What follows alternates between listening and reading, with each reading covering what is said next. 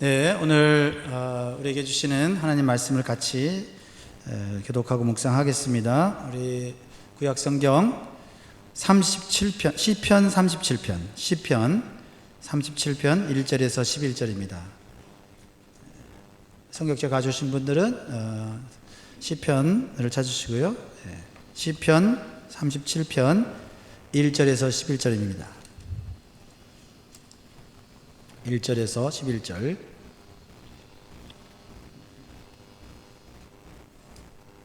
제가 1절 읽고 우리 교독하겠습니다. 1절. 악을 행하는 자들 때문에 불평하지 말며 불의를 행하는 자들을 시기하지 말지어다. 그들은 풀과 같이 속히 배임을 당할 것이며 푸른 채소같이 세잔할 것이미로다.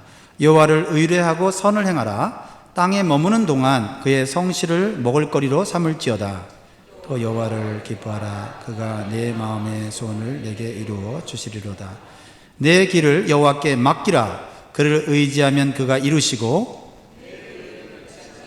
하시며 내 공의를 정오의 빛같이 하시리로다. 여호와 앞에 잠잠하고 참고 기다리라. 자기 길이 형통하며 악한 길을 이루는 자 때문에 불평하지 말지어다. 분을 거치고 너를 버리며 불평하지 말라. 오히려 악을 만들 뿐이라. 진실로 악을 행하는 자들은 끊어질 것이나 여호와를 소망하는 자들은 땅을 차지하리로다. 잠시 후에는 악인이 없어지리니 내가 그것을 자세히 살필지라도 없으리로다. 우리 같이 읽겠습니다. 그러나 온유한 자들은 땅을 차지하며 풍성한 화평으로 즐거워하리로다. 아멘. 하나님께서 오늘 저와 여러분에게 은혜를 주시고 또 여러분에게 필요한 또 복을 주시려고 이 자리를 부르신 줄 믿습니다. 그러한 믿음이 생기십니까? 저는 하나님께서 우리 영광교회 이렇게 주일에 성도들이 모여서 찬송하고 기도하고 말씀을 들을 수 있는 것은 이 자체가 복이다. 이 자체가 복이다라는 생각을 해봅니다. 그래서 우리 옆에 있는 사람들은 다 복받은 사람들이에요. 우리 믿음으로 선포합니다. 당신은 복받은 사람입니다. 인사하겠습니다.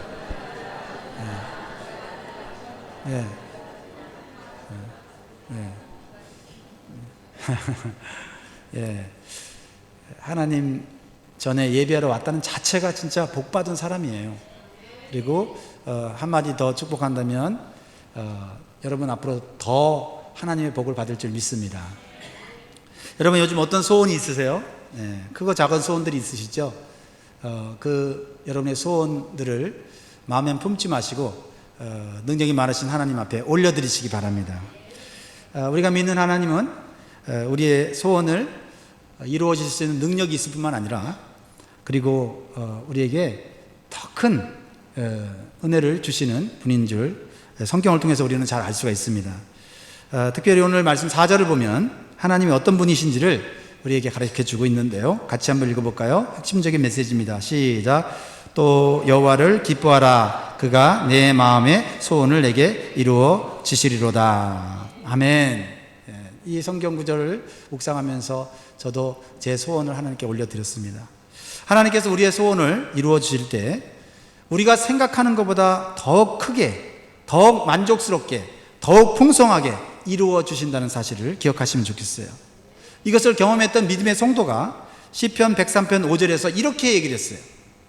좋은 것으로 내 소원을 만족하게 하사 내 청춘을 독수리같이 새롭게 하시는도다. 시편 103편 5절 말씀이에요. 성경에 나오는 많은 믿음의 사람들이 그들의 소원들을 하나님 앞에 올려드렸을 때 하나님 뜻 안에서 풍성하게 더욱 만족스럽게 이루어지는 것을 발견하고 하나님을 찬양하였습니다. 그리고 그 소원을 이루어 주시는 하나님을 경험하고 나와서 주변 이웃들에게 하나님은 소원을 이루어 주시는 분이라고 소개하기를 침이 마르도록 전하고 있어요. 특별히 자신의 자녀들에게는 하나님이 내 소원을 이루어 준단다 라는 교육을 끊임없이 하는 것을 보게 됩니다. 사랑하는 성도 여러분, 여러분의 인생을 돌이켜볼 때 하나님께서 여러분의 소원을 이루셔서 이 자리까지 오게 하신 줄 믿습니다. 그렇다고 한다면 여러분 자녀들에게 공부 열심히 해라, 똑똑해라, 이런 것도 우리가 해야 되지만 하나님께서 네 소원을 들어주신다는 것을 꼭 기억하라고, 네 힘과 네 능력, 네 지혜로만 네 소원을 이룰 수 없다라고 가르칠 수 있기를 간절히 소원합니다. 우리가 읽은 시편은 다윗이 인생의 말년에 자신의 소원을 놀랍게 이루셨던 하나님의 크신 은혜와 섭리를 찬양하는 시예요. 또 여기뿐만 아니라 다윗은 자신의 소원을 이루신 하나님께 여러 곳에서 하나님께 찬양을 했습니다. 오늘 우리가 소원에 관하여 분명히 기억해야 될 영적 교훈이 하나가 있는데요. 그것은 하나님께서 소원을 들어주실 때, 우리의 소원을 들어줄 때 단순히 우리의 소원만을 이루어지는 것이 아니라 그 사람을 영적으로 변화시켜 주시고 믿음으로 성숙시켜 주신다는 것이에요. 그리고 결과적으로는 하나님의 깊은 뜻도 오묘하게 이루어진다는 겁니다. 다시 한번 정리해 볼까요? 하나님께서 우리의 소원을 들어주시는 분인데 우리의 소원만 들어주시는 것이 아니고 우리의 인격도 변화시켜 주시고 우리의 믿음도 성숙하게 해 주신다는 거예요. 아울러서 그 속에서 우리는 잘 알 수 없지만 하나님은 놀랍게 하나님의 뜻을 이루어가고 계시다는 거예요. 예를 들어서 창세기 37장에 보면 요셉의 인생을 통해서 잘 알 수 있어요. 이미 알고 계신 분들 계시지만은 제가 잠깐 이 요셉의 인생에 대해서 말씀을 드리면, 요셉이 야곱의 몇 번째 아들이었죠? 네, 너무 많아서 기억이 안 나죠? 11번째 아들이었어요. 막내죠. 거의 막내였는데 그 이후에 이제 베냐민이 이제 12번째로 막내로 태어나는데 이 요셉은 어떤 인물이 됩니까? 후에 강대국인 애굽의 총리가 되어서 하나님의 위대한 뜻을 이루는 믿음의 사람이 되었고요. 하나님의 뜻만 이룬 것이 아니라 자신의 꿈과 소원도 이루는 사람이 되었죠. 그리고 요셉은 꿈만 이룬 것이 아니라 소원만 이룬 것이 아니라 그 요셉도 믿음과 인격이 성숙한 사람이 된 거예요. 그가 어렸을 때 꿈을 꾸고 누구에게 얘기합니까? 형들에게 얘기해요. 그 꿈 이야기를 듣고 형들이 요셉을 미워하기 시작합니다. 요셉이 어리고 미성숙했기 때문에 눈치가 좀 없었어요. 꿈 얘기를 할 때 형들이 기분 나빠할 것을 알았더라면 안 했을 텐데, 마음에 품고 기도했을 텐데 눈치가 없고 아직 미성숙했어요. 그 꿈은 밭에 곡식단들이 있는데 형들의 곡식단들이 자기의 곡식단 앞에 뭐 했다고 그랬습니까? 절을 했다고 했어요. 그걸 들으니까 형들이 기분이 나쁘지 않습니까? 그래도 평상시에 아버지의 사랑을 한 몸에 받고 아버지의 편애 때문에 기분이 나쁜데 요셉이 꿈을 꿨는데 정말 듣기 거북하고 건방진 그런 꿈을 아무 생각 없이 얘기하고 있는 거죠. 그러다 또 꿈을 또 꿨습니다. 이번에는 해와 달과 11별이 요셉에게 절을 하는 꿈이었어요. 해와 달은 누구를 의미해요? 부모님, 아빠, 엄마. 그리고 11별은 형들을 의미하는데 이번엔 더 기분이 나쁜 거예요. 부모님 앞에서 눈치가 없이 이렇게 자기가 부모님한테, 형들한테 절을 받을 거다 하는 꿈을 꾸었다라는 것입니다. 요셉의 꿈은 분명히 하나님이 주신 꿈이 맞습니다. 하지만 그가 아직 어리고 미성숙하였기 때문에 그가 말하는 것이나 행동하는 것이나 그 어떤 상황을 판단하고 선택하는 것이 다른 사람에게 불편함을 주고 상처를 주었다는 거죠. 부모의 입장과 형들의 입장을 배려할 줄 모르고 깊이 생각하지 않고 말하고 행동하였던 것입니다. 그래서 결국 시기하고 분노한 형들은 기회를 엿보다가 동생 요셉을 애굽의 노예로 팔아버리고 말았습니다. 그리고 아버지에게는 요셉이 죽었다고 말을 했어요. 요셉의 인생은 이때부터 예상치 못한 고난의 연속으로, 고난의 소용돌이 속으로 들어가게 되었죠. 그래서 그의 꿈은 이제 헛된 꿈인 것처럼 보였습니다. 그러한 가운데 요셉은 절망할 수 있고 낙심할 수 있습니다. 아마 절망하고 낙심했을 거예요. 처음에는요.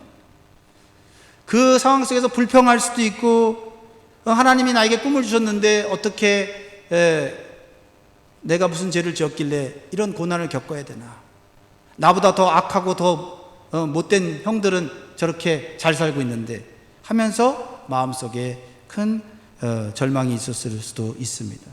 그러나 요셉은 하나님이 주신 꿈을 붙잡았고, 하나님은 그 꿈을 가지고, 그 소원을 가지고 계속해서 요셉을 이끌어 가셨다는 것을 우리는 잘 알고 있습니다. 그리고 결국은 하나님께서 요셉의 소원과 꿈을 이루어 주신 것입니다.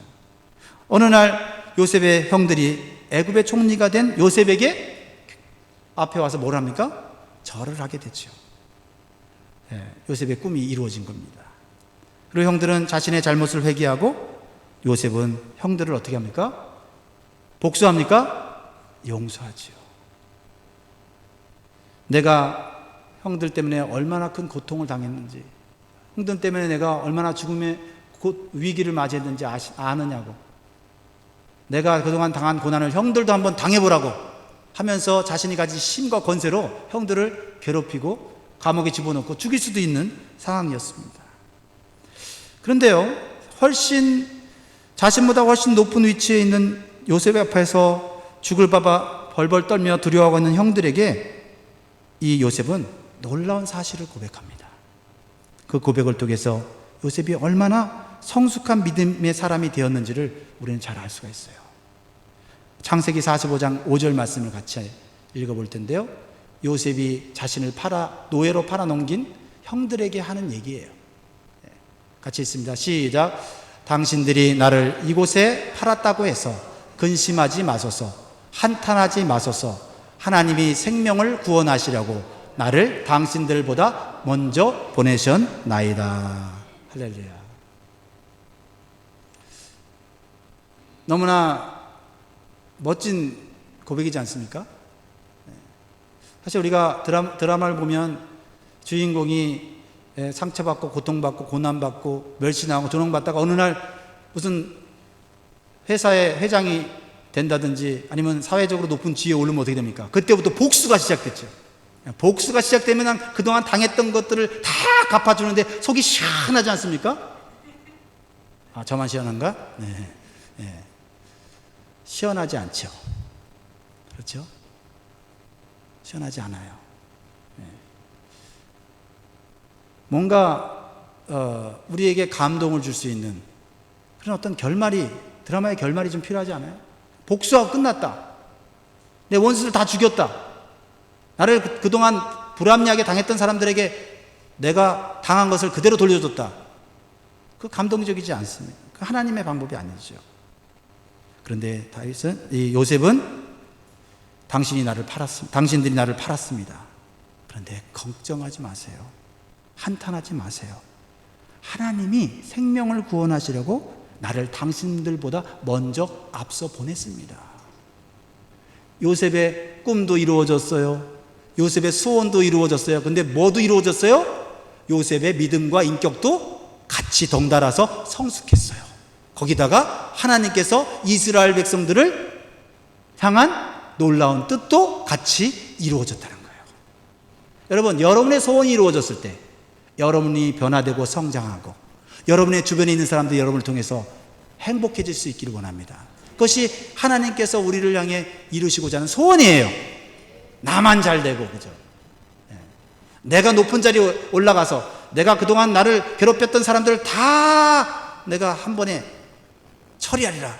그거는 반쪽짜리 성공입니다. 그렇습니다. 하나님이 우리의 소원을 하나님의 뜻대로 이루어 주시도록 우리는 기도해야 될 줄 믿습니다. 이 시편을 쓴 다윗은 하나님께서 우리의 소원을 이루어 가실 때 하나님의 특별한 과정이 있다는 것을 알고 우리에게 가르쳐주고 있어요. 그것은 우리가 불합리하고 불공정한 세상을 경험하도록 허락하신다는 거예요. 다윗은 누구보다도 이 사실을 잘 알고 있었어요. 자신을 통해 하나님의 놀라운 뜻이 이루어지기까지 수많은 불의하고 악한 사람들로 인해서 큰 고통을 당했기 때문이에요.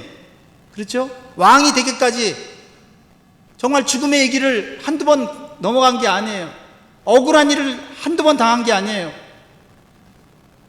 자기는 선한 일을 하면서 살려고 하는데 악한 일을 행한 자들이 선한 자들을 괴롭히는 거예요. 그리고 악한 일을 행한 자들은 더 잘되고 더 형통하고 더 이 세상을 주도권을 가지고 다스리는 거예요. 그랬을 때 이 다윗은 얼마나 절망하고 낙심했을까요?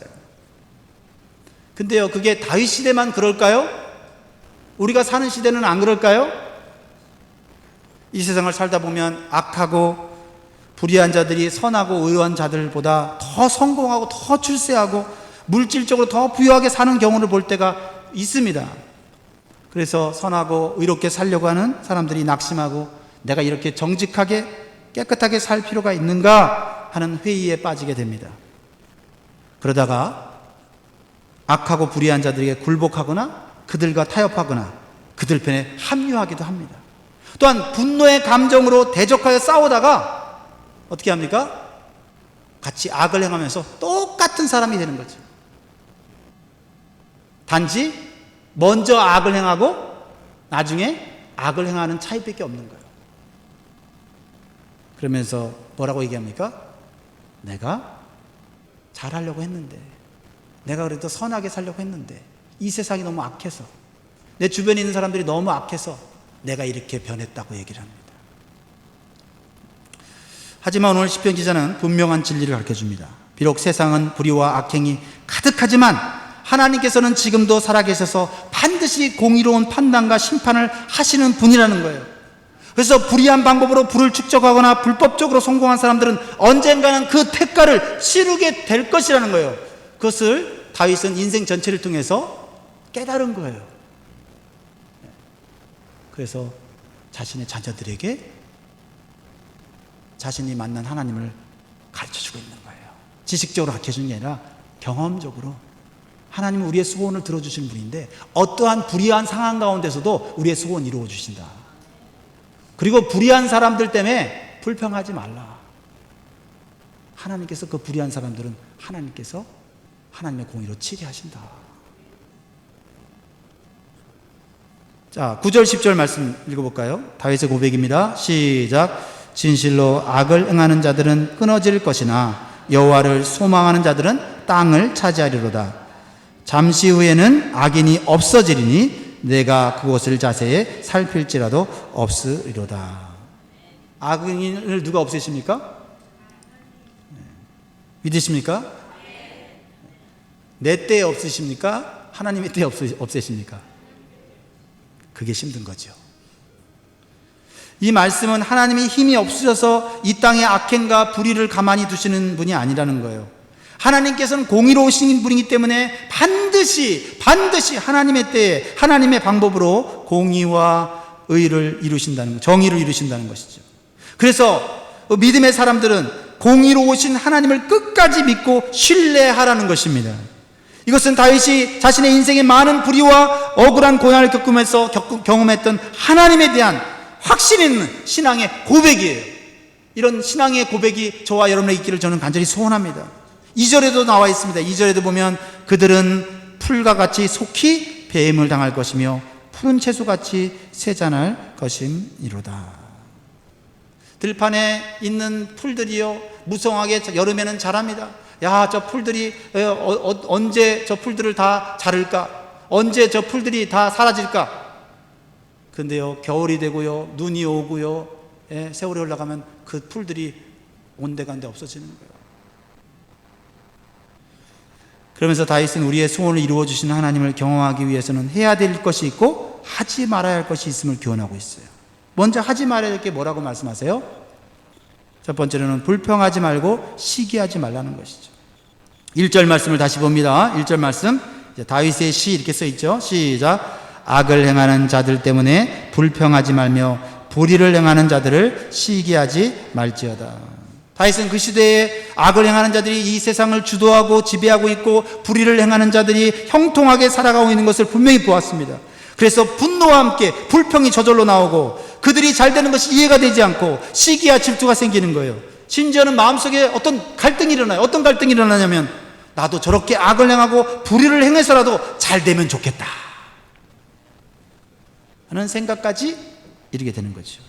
그래서 시기하지 말라는 그 원어를 의미를 찾아보면 뭐예요? 심히 몹시 부러워하다.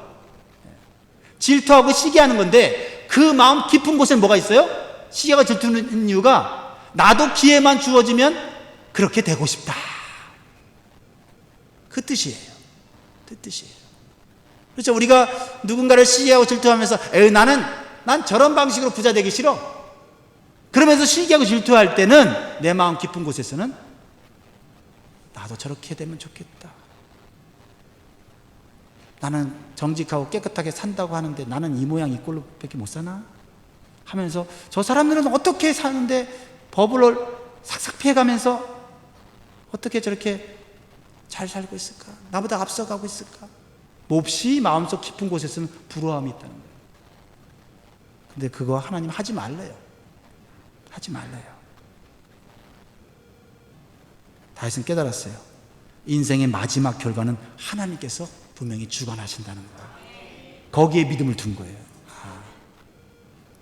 하지 말아야 할 것에 집중하지 말고 해야 할 것에 집중하라는 거예요. 하지 말아야 될 것을 집중한 그것도 하나님 심판하시고, 해야 될 것에 집중한 것 하나님께서 그것도 판단하셔서 복을 줄 사람에게 복을 주신다는 거죠. 그것을 다윗은 인생의 많은 고난을 겪으면서 깨달은 거예요. 그러면 하나님의 주권과 통치를 믿는 성도가 해야 될 것은 무엇입니까? 두 번째로, 불평하는 데 시간을 허비하지 말고 선을 행하는 데 시간을 성실하게 사용하라는 거예요. 3절 한번 읽어보겠습니다.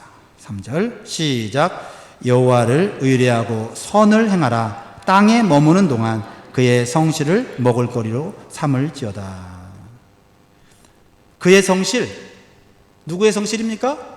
사람의 성실, 성실한 사람의 어떤 모델을 얘기하는 겁니까? 아니요. 이것은 그의 성실, 하나님의 성실이잖아요. 하나님의 성실을 먹을거리로 삼을지어다. 여러분, 먹는 거 매일 드세요? 아니면은 오늘 많이 먹었다고 일주일 뒤에 드세요? 예, 참 신기하죠? 한 끼 정도는 거를 수 있어요. 어제 고기를 마음껏 먹었더니 아침에 생각이 없어서 거르지만, 그죠? 점심때가 되면 신기하게 또 배가 고픈 거예요. 저녁 때 엄청 먹었는데 또 배가 고프네. 그래서 먹는 거를 꾸준히 먹어야 되잖아요. 예, 하나님의 성실하신 성품을 우리의 삶 속에서 먹는 것과 같이 그렇게 실천해 보라는 거죠. 거기에 집중하면 불평할 새도 없고, 예, 세상적으로 형통한 사람을 우리가 시기하거나 질투할 필요 없다는 거예요. 여러분, 이 세상이 악하고 이 세상이 불의한 죄악들을 보면서 가장 고통스러워할 분은 누굴까요? 사실 하나님이세요. 하나님 우리보다 거룩하시고, 하나님은 죄에 대해서는 하나님은 용납이 안 되시는 분이잖아요. 거룩하시니까. 근데 그 하나님이 그렇게 고통스럽고 그렇게 분노하시면서도 하나님은 성실하세요. 뭐예요? 인간들에게 약속하신 게 있거든요. 인간들에게 약속하신 것을 하나님은 성실하심으로 이루기 위해서 때로는 분노하시고 때로는 고통스러워 하시면서도 어떻게 해요? 이 세상에 하나님의 뜻을 이루어가고 계시다는 거예요. 그래서 하나님이 약속하신, 언약하신 하나님의 구원의 완성을 이룰 때, 그때 하나님은 심판해야 될 사람들은 심판하고 상 줄 사람들은 상 준다는 거죠. 어쩌면 우리가 그런 하나님의 성실하심에 혜택을 가장 크게 받은 사람인지 몰라요. 하나님이 우리를 구원하시겠다 약속하고, 우리가 하나님을 배반하고 하나님을 떠나서도 나는 너희들 구원을 위해서 나는 계속해서 일할 거야 라고 성실하게 일하셨기 때문에 우리가 주님 앞에 나와서 구원의 은총을 받을 수 있는 기회가 있었던 거죠. 그런 생각 안 드세요?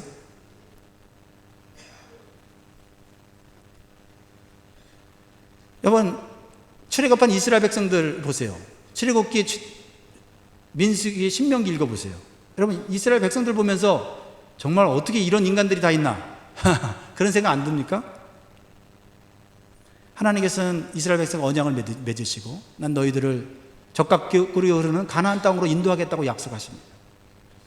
그런데 출애굽하여 홍해를 건너고 난 다음에 하나님의 놀라운 기적과 이사를 감사하고 찬송하는데 조금 지나자마자 불평하고 원망하기 시작하지 않습니까? 하나님이 왜 이런 광야로 우리를 보내셨느냐? 하나님 분명히 말씀하셨잖아요. 가나안 땅으로 인도하신다고. 인도하시는 과정 속에서 그것을 이스라엘 백성들은 견디지 못하고 순간순간마다 자신에게 불편한 것들을 원망하며 고백하는 불신앙을 보여주었죠. 그러나 하나님께서는 끝까지 그러한 불신앙하고 불순종하는 이스라엘 백성들을 가나안 땅까지 인도하시잖아요.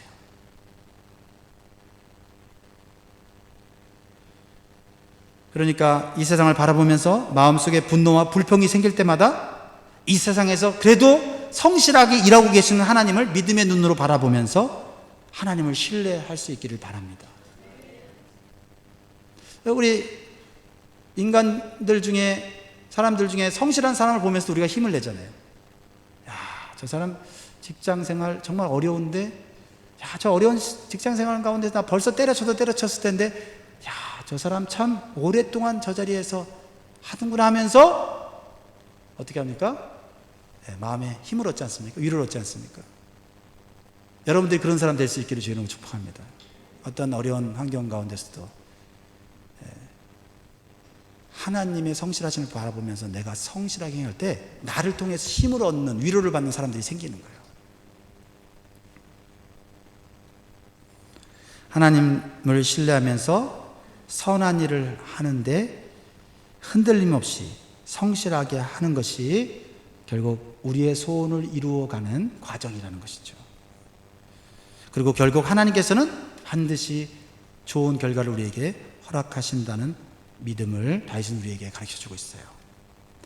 여러분, 존 밀턴의 신라권이라고 하는 책을 혹시 아세요? 많이 들어보셨죠?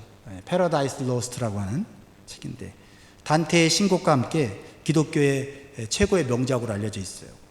이 신라권을 써서 수많은 사람들에게 신앙적인 감화를 주었는데요.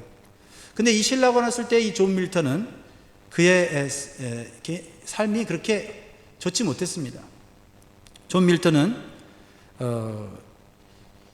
왕당파 부자의 가정에서 성장한 메리라는 여성과 결혼했어요. 그러니까 부잣집 여인과 결혼을 했어요. 그러나 이 아내 메리는 결혼한 지 한 달 만에 친정집으로 도망가고 말았습니다. 왜냐하면 이 밀턴의 청교도적인 삶이 싫었던 거예요. 이렇게 고백을 합니다. 나는 풍요롭고 자유분방한 가정에서 성장했습니다. 밀턴의 엄격한 청교도적인 신앙의 삶을 나는 답답하고 견딜 수가 없었습니다. 그래갖고 자기 집으로 도망간 거예요. 그래서 나는 자유롭고 나는 즐겁게 인생을 살겠다. 밀턴은 충격을 받았지만은 인내심을 갖고 아내를 기다렸습니다. 2년 후에 아내 메리는 밀턴에게 다시 돌아와서 눈물로 용서를 빌었다고 해요. 그 당시 메리의 가정은 그렇게 부자였던 그 가문이 무너져서 완전히 길바닥에 나앉은 상태였습니다. 반면에 밀턴은 사회적인 명성을 얻고 있었던 때였어요. 그러나 이 밀턴은 사랑한 그 아내를 받아들이고 아내는 모든 것을 이룬 후에야 남편 앞에 돌아왔습니다. 근데 중요한 것은 밀턴은 그 불행한 시간들 속에서 그 시간을 허비하지 않았다는 거예요. 불평하거나 낙심하는 데 시간을 허비하지 않았다는 거예요. 그리고 그 외롭고 고통스러운 시간 속에 하나님 안에서 자신의 할 일을 찾았습니다. 그리고 신라권이라는 책을 쓰기 시작한 거예요. 그때. 그리고 그 시간들을 성실하게 보냈어요. 오히려 가정이 잠시 깨어졌던 그 경험이 신라권을 쓰는 좋은 소재가 되었다고 해요. 자신의 행복했던 낙원을 이룸으로써 다시 잃어버린 낙원을 찾고자 하는, 하나님에서 찾고자 하는 소망을 갖게 된 것이죠. 우리는 소중한 것을 얻기 위해서 때로는 많은 것을 이룰 수가 있습니다. 그러나 인내를 갖고 성실하게 할 일을 하면서 기다리면 반드시 그 열매를 수확한다는 교훈을 줬습니다. 불평하는 사람들의 불평이 틀리지 않습니다. 내가 가진 어떤 분노가 악인을 향한 분노가 틀리지 않아요. 그런데요, 문제는 분노하고 불평하는 사이에 나는 뒤처져 있고 나는 아무것도 안 함으로 인해서 나는 하나님의 뜻을 이루는데 아무런 일도 하고 있지 않다는 거예요. 그래서 7절에 이렇게 말하고 있어요. 7절 시작. 여호와 앞에 잠잠하고 참고 기다리라. 자기 길이 형통하며 악한 꾀를 이루는 자 때문에 불평하지 말지어다. 그 불평이 틀려서가 아니에요. 그 분노가 틀려서가 아닙니다. 하나님께서 이루실 때까지 기다릴 수 있는 겸손한 믿음이 더 필요한 거죠. 하나님 앞에서 성실하게 사는 사람은 잠잠히 참고 기다릴 줄 아는 믿음을 갖게 되는 것인데, 원래 그 사람이 잘 참고 잘 인내하는 성품을 가졌기 때문이 아닙니다. 하나님의 공의로우심과 성실하심을 진짜 믿기 때문에 잠잠하고 참고 기다릴 줄 알게 되는 거죠. 성격이나 성품이 오래 참을 수 있는 사람들이 있어요. 하지만 그런 사람도요, 스트레스가 쌓이고 분노가 쌓이면 불평하게 되고 어느 순간에 폭발하게 되는 것입니다. 다윗은 8절에서 하나님을 신뢰하지 못하는 조급한 마음을 가진 사람은 쉽게 분노하고 쉽게 불평함으로써 결국은 자신도 뭘 하게 돼요? 죄를 짓게 될 수밖에 없다라고 얘기를 하는 거죠. 그래서 8절에 하나님은 이렇게 우리에게 권면합니다. 8절 있습니다. 시작. 분을 그치고 노를 버리며 불평하지 말라. 오히려 악을 만들 뿐이라. 그래서 조급한 마음이 들고 마음에 걱정과 불평이 생기면 하나님께 맡기는 훈련을 해야 합니다. 일단 맡겨놓고 내가 해야 될 일은 성실하게 해 가는 것입니다. 그러다 보면 내가 해결할 수 없는 그 문제를 하나님이 그 문제로 이루시고 계시는 거죠. 그건 하나님에 대한 믿음이잖아요. 그렇죠? 내가 처리하지 않으면 안 될 것 같은 그런 조급함, 그런 불안감은 하나님을 못 믿는 불신앙 아닙니까? 그래서 5절에 이렇게 말하고 있습니다. 시작. 내 길을 여호와께 맡기라. 그를 의지하면 그가 이루시고. 다윗은 그것을 경험했어요. 맡겼더니 내가 할 수 없는 것 맡겼더니 하나님이 이루시더라. 마지막으로 마음의 근심과 불평과 분노가 가득 찰 때 우리가 해야 할 일은 하나님을 신뢰하고 하나님께 맡기는 훈련을 하는 것입니다. 미국의 백화점 왕인 제이시 페니를 아시죠? 그분의 간증인데요. 그는 목사님의 아들로 태어나서 사업에 온 힘을 기울였습니다. 그런데요, 미국 역사상 가장 큰 경제 대공황으로 인해서 사업이 어려워졌어요. 심한 재정난으로 스트레스를 받았고 자살까지 생각하게 됐다고 기록되어 있습니다. 한두 사람의 잘못이 아니라 나라 전체가 어려워지니까 자신의 힘으로는 감당할 수 없는 그러한 일들이 생길 수밖에 없는 거죠. 그러면서 마음속에 불평이 일어나는 거예요. 이 나라가 왜 이런가? 나는 잘하려고 하는데 저 사람들 때문에 내가 이렇게 고통받고 있다. 분노가 가득 찰 수밖에 없었습니다. 그래서 급기야는 그는 미시간주 베럴 크릭에 있는 격리병원에 수용되었습니다. 어느 날 아침 인생을 포기할 정도로 낭망하고 좌절한 그에게 병원의 복도 끝에서 찬송 소리가 들려왔습니다. 그 무거운 몸을 간신히 이끌고 그 병원 복도의 끝에 갔을 때 한 방이 있었는데 그곳에서 성도들의 기도회가 있었습니다. 그 기도회 하는 가운데 그가 뒷자리에 가서 앉았습니다. 근데 어려서부터 들었던 친숙한 찬송이 들리는 거예요. 너 근심 걱정 말아라. 주 너를 지키리. 주 날개 밑에 거하라. 주 너를 지키리. 주 너를 지키리. 아무 때나 어디서나 주 너를 지키리. 늘 지켜주시리.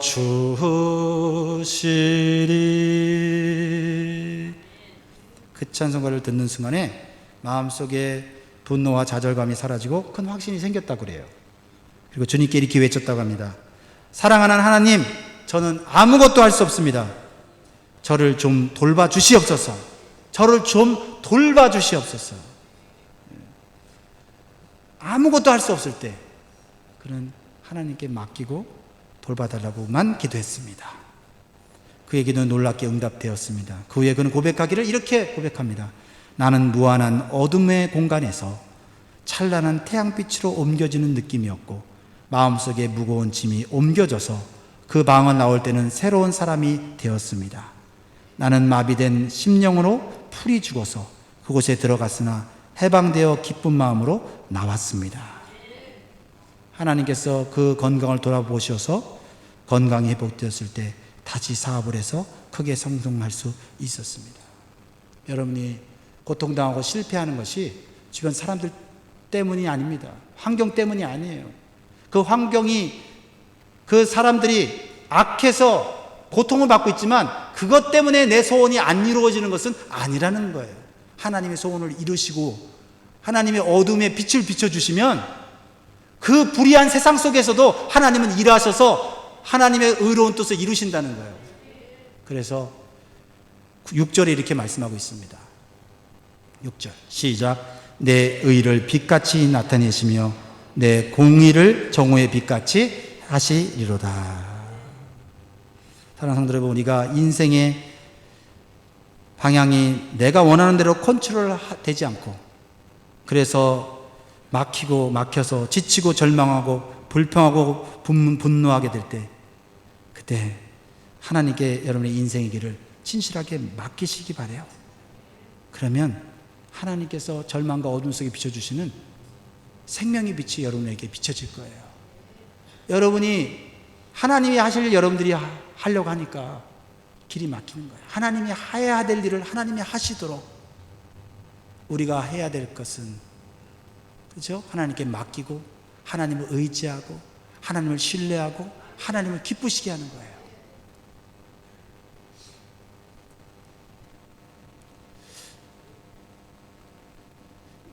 미국의 여러분 아이젠하워 대통령을 아세요?